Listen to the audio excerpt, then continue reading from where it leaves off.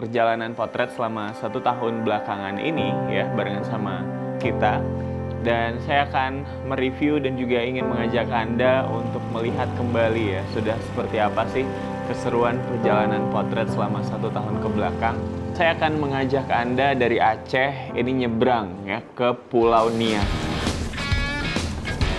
Jadi perjalanan kita di Pulau Nias itu justru kita memulainya dari Nias Utara. Bisa juga, banyak pananda. Selanjutnya kita akan bergeser ke Sumatera Barat, pemirsa.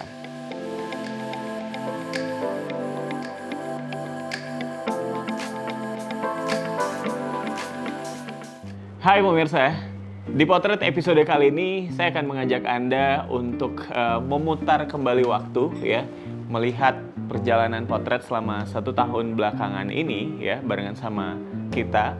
Dan saya akan mereview dan juga ingin mengajak Anda untuk melihat kembali ya sudah seperti apa sih keseruan perjalanan potret selama 1 tahun ke belakang.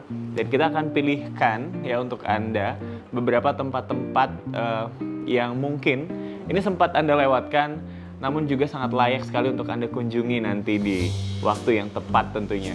Nah, kali ini saya akan mulai cerita perjalanan kita itu dari Provinsi Aceh.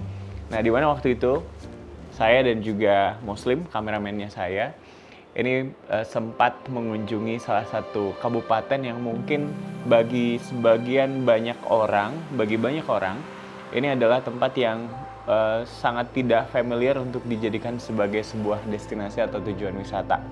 Nah, ini namanya Kabupaten Aceh Jaya ya. Jadi di Aceh Jaya kita menemukan sebuah destinasi wisata benar-benar hidden gem banget pemirsa, dan mungkin ini jadi salah satu pilihan favorit kita untuk kita perlihatkan kembali di hadapan Anda di episode kali ini.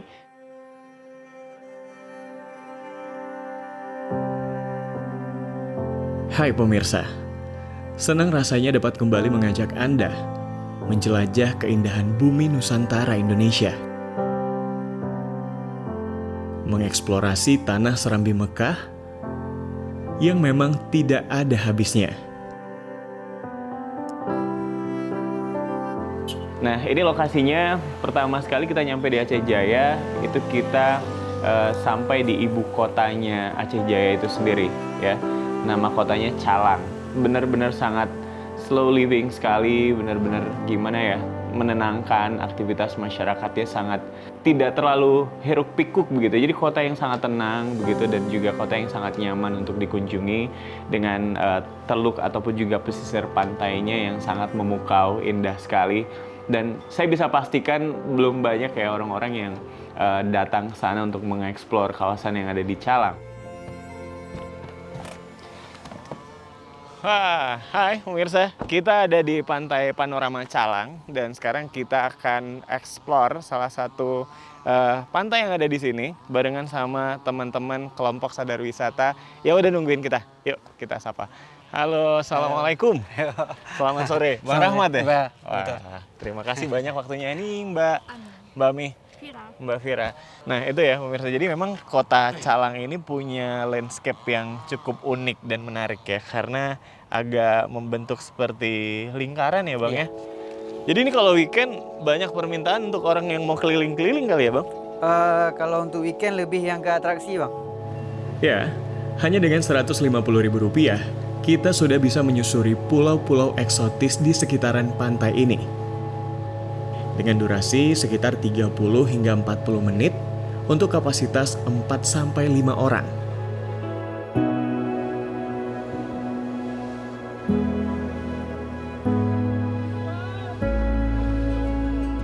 Wah, gimana pemirsa? Indah sekali bukan? Dan sekalipun kita datang di hari besar, pantai-pantai di sini masih tetap bisa dinikmati. Karena memang belum banyak orang yang tahu tempat sebagus ini. Nah, selanjutnya ada satu lokasi yang sebenarnya ini jadi tujuan utamanya kita ya ketika kita sampai di Aceh Jaya, yaitu salah satu destinasi yang sebenarnya cukup hype tapi di kalangan terbatas nih khususnya bagi masyarakat atau anak-anak muda travelernya Aceh ya, Provinsi Aceh. Jadi tempat ini sangat ramai dikunjungi, tapi belum banyak sekali terdengar untuk di tingkat nasional atau mungkin di lintas provinsi, terutama mungkin buat kita-kita yang ada di Sumatera Utara ataupun juga di Indonesia. Kita menuju satu destinasi wisata yang sebenarnya ini jadi tujuan utamanya kita nih ya untuk mengunjungi tempat ini, dan ini yang jadi alasan kita sebenarnya kenapa kita datang ke Aceh Jaya. Jadi ada satu kawasan yang sangat populer khususnya bagi masyarakat anak-anak muda Aceh ya. Mereka menyebutnya sebagai Amazonia Aceh Jaya. Nah, jadi di sana tuh ada sebuah aliran sungai yang mana di kanan kirinya itu tebing-tebingnya sangat indah sekali, tinggi menjulang begitu. Dan itu butuh effort, dan juga kita masuk ke dalam benar-benar hutan tropis yang masih sangat asri nih pemirsa. Dan di dalamnya itu ternyata ada sebuah air terjun yang sangat indah, yang katanya ini diklaim sebagai salah satu air terjun terindah di Provinsi Aceh. Mesin perahu dinyalakan dan kita akan memulai petualangan yang sesungguhnya.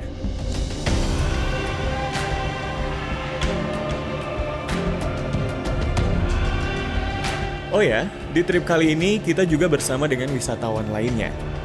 Ada yang dari Banda Aceh, ada juga dari Kabupaten Pidijaya, dan bahkan dari kota Medan, Sumatera Utara. Tujuan kami tentu ingin merasakan sensasi mengarungi sungai Tenom yang eksotik dan merasakan salah satu air terjun terindah di Aceh.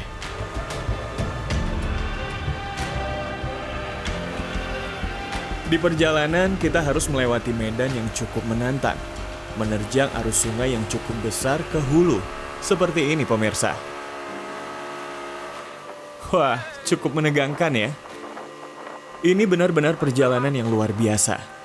Selama hampir 2 jam menyusuri sungai, saya merasakan ketenangan dan kekaguman yang sulit diungkapkan. Tebing-tebing tinggi hijau yang megah membuat saya seperti berada di alam liar Amazon yang sesungguhnya.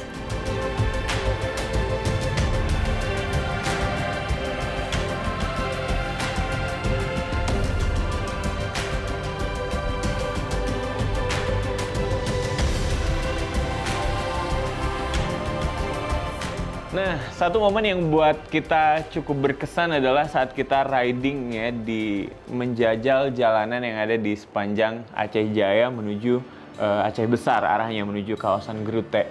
Nah, itu juga jadi momen yang cukup menyenangkan ya karena bisa ngaspal di situ barengan sama Fadil. Ini anak muda Aceh Jaya yang juga sangat giat sekali memajukan pariwisata di daerahnya. Dan di situ kita ngelewati berbagai jalan, melihat pesisir pantai yang indah.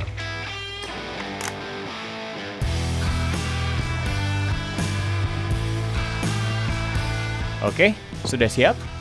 Let's go!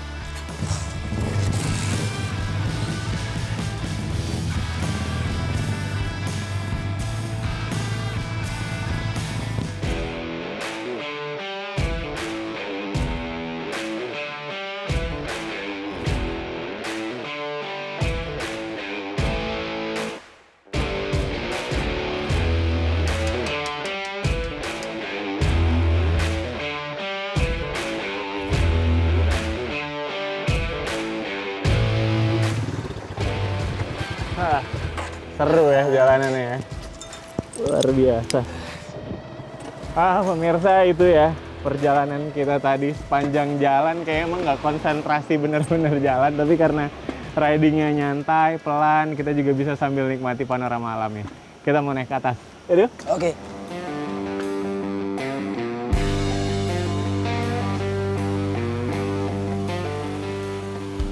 Ini biasa jadi tempat orang-orang untuk sunsetan ya, Dil? Iya. Sama halnya dengan hidup yang ingin berakhir indah, motoran juga begitu. Wah, Inilah puncak Grute. luar biasa dia, keren banget ini. Ini ending perjalanan epic kita kali ini kayaknya. Ya, kita sudah sampai di puncak Gunung Grute. Nah itu ya pemirsa, jadi beberapa perjalanan yang kita pilihkan yang sebenarnya masih kurang populer di telinga Anda, tapi sangat sayang sekali kalau Anda melewatkan tempat-tempat destinasi wisata yang tadi udah kita sebutkan ya. Jadi kalau Anda datang ke Aceh, mungkin nggak hanya Banda Aceh dan juga Sabang pemirsa, tapi Aceh Jaya ini juga bisa jadi pilihan destinasi wisatanya Anda. Selain memang belum ramai dikunjungi, tempatnya juga masih sangat asri.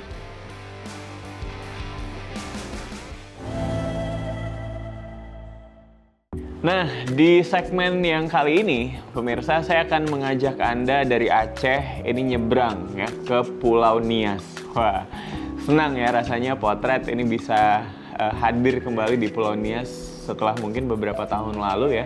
Tim kita yang sebelumnya ini udah sempat menginjakan kaki di Nias, tapi bersyukurnya ini adalah perjalanan perdana saya untuk sampai ke Nias, dan saya juga sangat amazed ya sama pulau yang satu ini dengan kearifan budaya dan juga masyarakatnya, dan tentunya keindahan alam yang ada di Nias.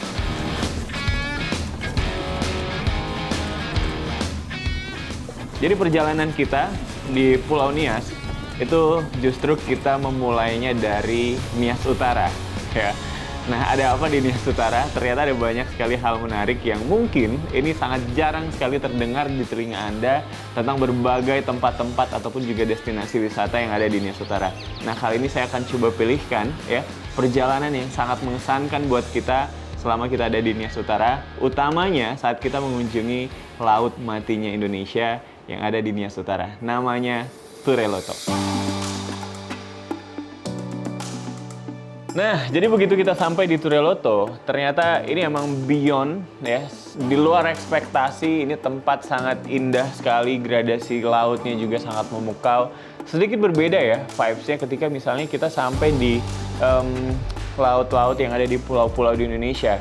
Ini pendapat saya ya secara pribadi, karena ketika ngelihat Tureloto ini kayak momen yang sangat magic sekali, tenang begitu ya. Sementara kalau kita lihat ke depan itu hamparan lautnya sangat luas sekali pemirsa, tapi nggak ada ombaknya begitu. Nah, ini yang jadi alasan kenapa si Tureloto ini dikatakan sebagai Laut Matinya Indonesia. Nah, ini juga ada kaitannya dengan gempa yang terjadi di Nias yang menjadikan tempat ini akhirnya menjadi tempat destinasi wisata yang cukup spesial ya di Nias Utara, yang belum banyak orang tahu, tapi sangat-sangat worth it sekali nih pemirsa untuk Anda kunjungi.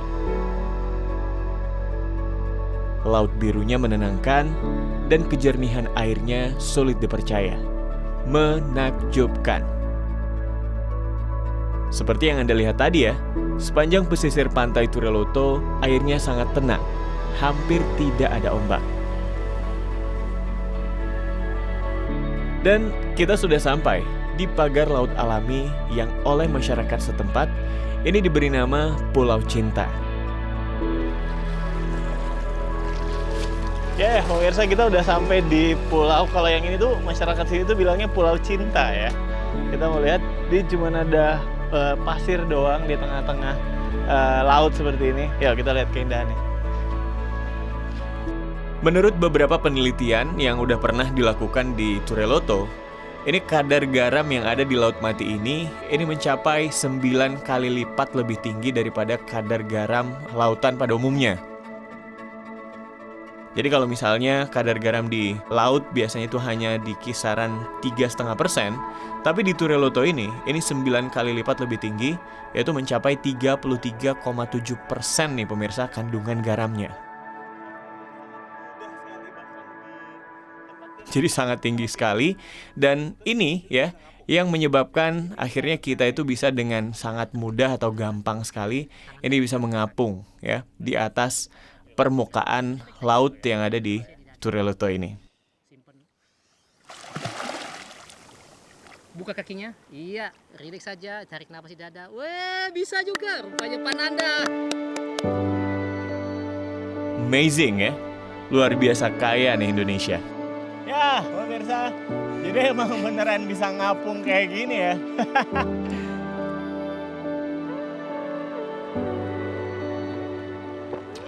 Oke, kemudian dari Nias Utara barulah ya kita mengunjungi Nias Selatan. Ini wisatawan dari mancanegara, dari berbagai belahan dunia ini menjadikan Nia Selatan sebagai destinasi tujuan wisatanya mereka, khususnya buat mereka yang suka surfing nih pemirsa. Jadi di Nia Selatan kita sampai ke yang namanya Pantai Sorake ya. Mungkin pemirsa juga sangat familiar dengan pantai ini. Ya, di sana kita melihat aktivitas para turis, wisatawan, baik itu lokal, mancanegara maupun anak-anak setempat ya yang ada di Nia Selatan. Ini mereka juga pada surfing di sana. Dan bahkan ya saya juga sangat senang bisa berkesempatan untuk nyobain belajar surfing untuk pertama kalinya di Nia Selatan. Dan ini sangat seru sekali. Dan kalau Anda ke sana jangan cuma lihat ya pemirsa, Anda juga bisa cobain karena ada satu spot di sana yang memang sangat aman sekali untuk kita sebagai pemula ya belajar surfing di kawasan yang ada di Nia Selatan, khususnya dekat Pantai Sorake.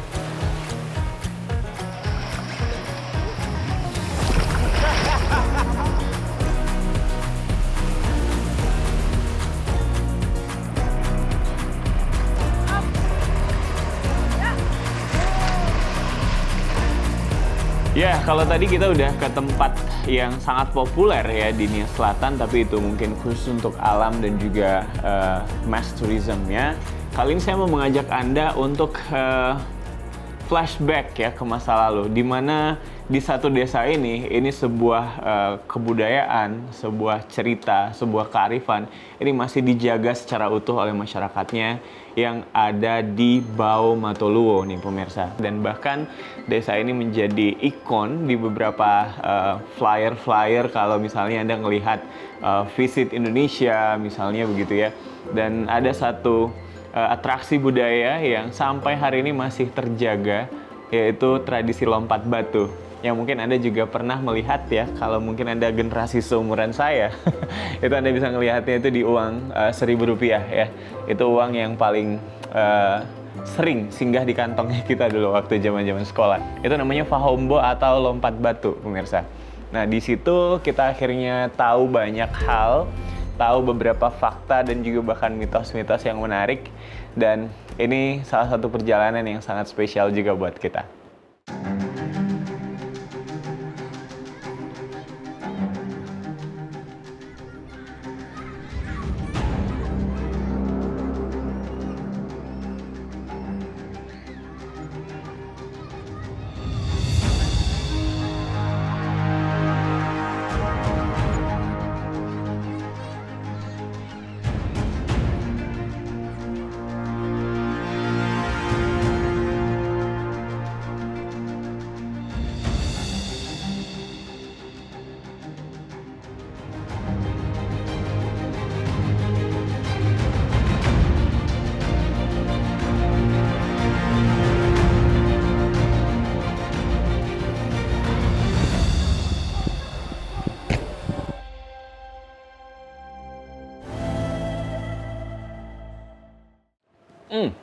Selanjutnya kita akan bergeser ke Sumatera Barat, pemirsa.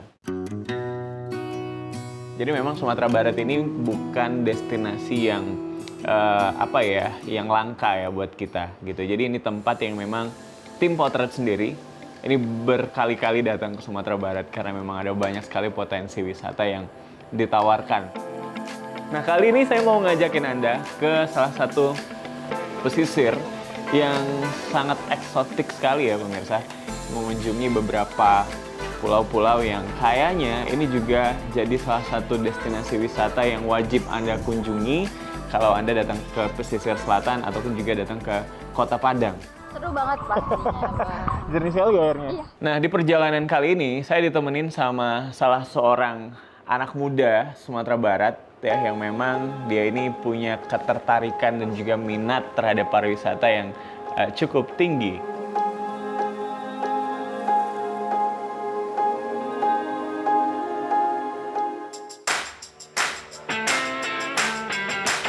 Ya, jadi dari Sungai Pisang itu yang menjadi tempat start awal biasanya ya kalau misalnya kita mau hopping island. Di situ ada banyak sekali masyarakat nelayan yang akhirnya punya pendapatan selain menjadi nelayan tentunya, karena memang pariwisata yang mereka bangkitkan di situ. Sehingga kita di situ menyewa perahu-perahu yang nelayan dari Sungai Pisang untuk kemudian menuju pulau-pulau yang sangat ramai sekali ya sebenarnya dikunjungi oleh wisatawan. Suasana di sini mungkin nggak harus selalu ngobrol kayaknya ya. Kita nikmatin aja Sinda.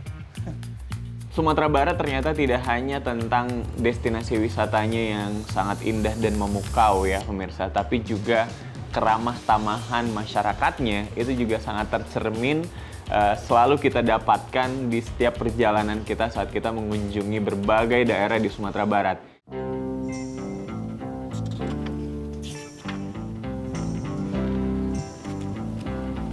Assalamualaikum Bang Faldo. Waalaikumsalam. Nah, jadi di sana tuh kita bertemu dengan salah seorang influencer, content creator. Sebentar lagi datang. Oh, udah mau nyampe berarti. Aku tunggu di depan? Ya boleh, tunggu di depan ya. Yang dia ini juga sudah cukup kesohor ya, bahkan nggak cuma di Sumatera Barat, tapi se-Indonesia. Karena kontennya yang memang berkaitan dengan flashback masa lalunya kita anak-anak 90-an gitu ya. Jadi namanya Bang Faldo, dia ini adalah pemilik akun dari Kapsul Waktu Nusantara. Dia yang ada di Instagram dan juga ada di TikTok ya. Pasti Anda sangat familiar juga dengan content creator yang satu ini. Welcome, pemirsa. Jadi Ini luar biasa, ya. orang itu mikirnya ini tuh mungkin warung yang terbengkalai atau 40 tahun lah macam-macam. Ya. Tapi orang nggak nyadar bahwa ini tuh hanya rumah biasa yang saya sulap jadi kelontong jadul tadi. Memang kayak kebayang warung zaman dulu tuh seperti ini gitu ya. Karena setiap hotel. Saya menyebut tempat ini sebagai ruang pemutar memori. Bagaimana tidak? Setiap sudut tempat ini menyimpan potongan kenangan masa lalu. Seperti kisah masa kecil saat membeli balon tiup yang dibeli dari sisa uang jajan sepulang sekolah, atau membelikan sabun colek andalan ibu untuk mencuci di rumah, hingga sampo lawas yang aromanya membawa kita kembali ke saat kita masih kecil. Nah, kita waktu itu sempat dapetin experience yang juga cukup berbeda ya. Kita mengunjungi Kota Padang dan main di pesisir pantainya di Taplau. Tapi ini bukan ridingan. Kita di sini mobilan dengan mobil tua di daerah Kota Tua dan juga di sepanjang pesisir Taplau yang ada di Kota Padang. Ini juga jadi momen penutup yang sangat epic ya. Mungkin yang selalu jadi pengingat perjalanan kita selama kita eksplor di Sumatera Barat. Saya dan Pak Umar begitu menikmati setiap momen perjalanan ini. Kalau perjalanan, angin laut, dan sapaan hangat warga dari balik senyum mereka.